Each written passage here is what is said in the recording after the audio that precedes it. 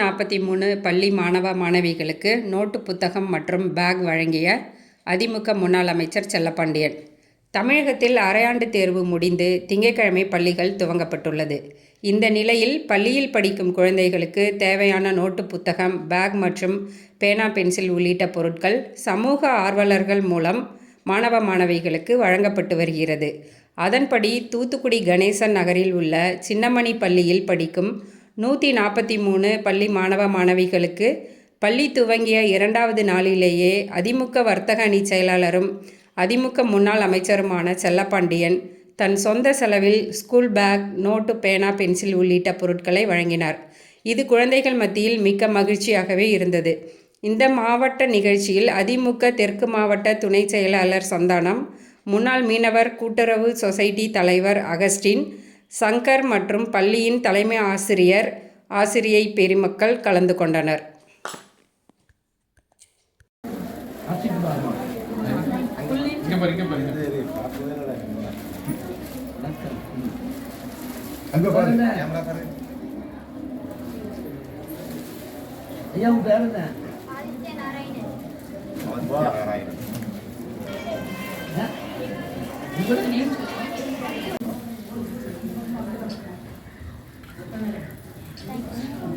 நல்லா படிக்கிறது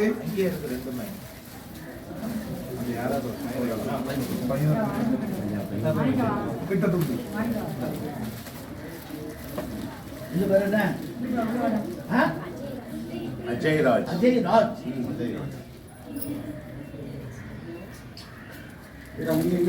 நல்லா படிக்கணும்.